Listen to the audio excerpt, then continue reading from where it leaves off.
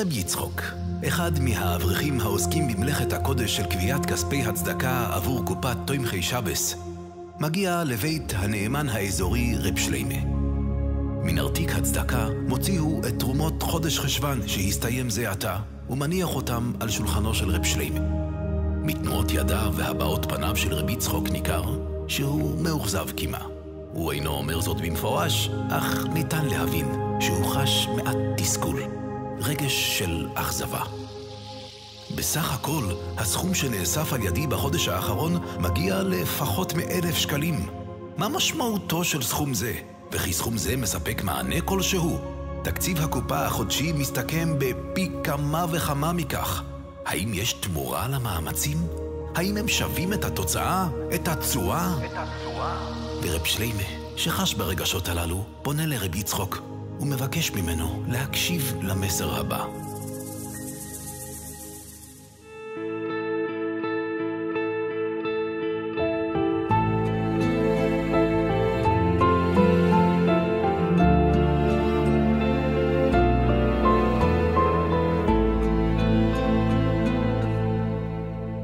אל הקרקע קרב בדממה, חופר שם בידו, מכין וגומה, מכניס השתילים אליה, מכסה ברגבי אדמה. והנה תקופה חלפה לה, פירות רבים ייתן העץ, מה נאה מה נפלא, כיצד זה אירע פלא, היך הכמות הוכפלה. כי אמנם בקרקע שמת חופן קטן של זרעים, אך בהם יגעת בגידול הנטעים. טיפחת השקעת, אף פעם לא ויתרת, את לבך נתת ללא תנאים.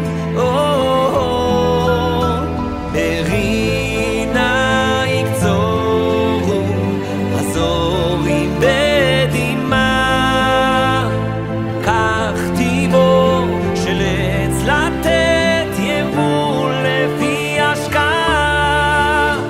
אכן אין כל השוואה בין זרעי עמל לתשואה, ראה מה פעלת כוחה של נטייה.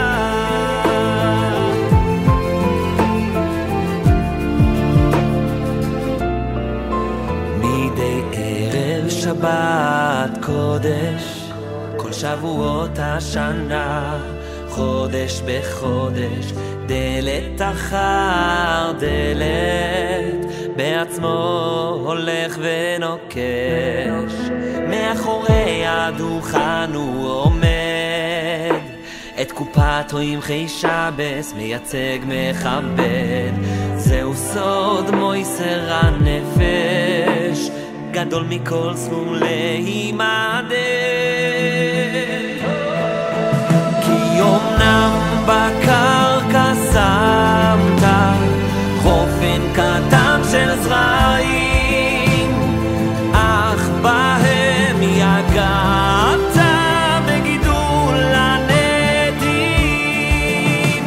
טיפחת השקעת, אף פעם לא ויתרת, את לבך נתת ללא תנאים.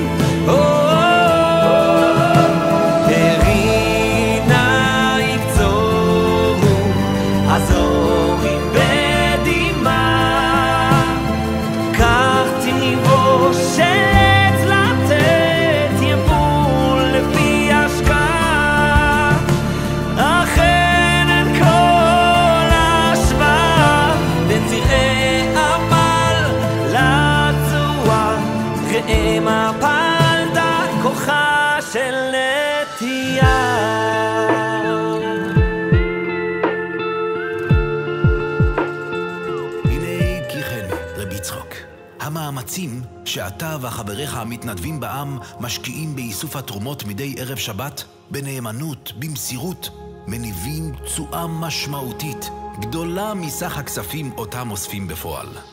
אתם, נציגי הקופה, אתם הפנים של תומכי שבס. הפנים אותן רואים תושבי הר נוף באשר הם. המאמצים שלכם, התמידיות, העקביות, היציאה מדי ערב שבת וחג, בקיץ ובחורף, בחום ובקור, הופעתכם האצילית בלא לאות, הם אלו המניעים את כל פעילויות הצדקה והחסד של תומכי שבס. סכומי הכספים הנאספים על ידכם הגבאים במקביות בבניינים, בדוכני ערב שבת וחג, מצטברים לסכום נכבד מדי שנה. אך זה לא הכל.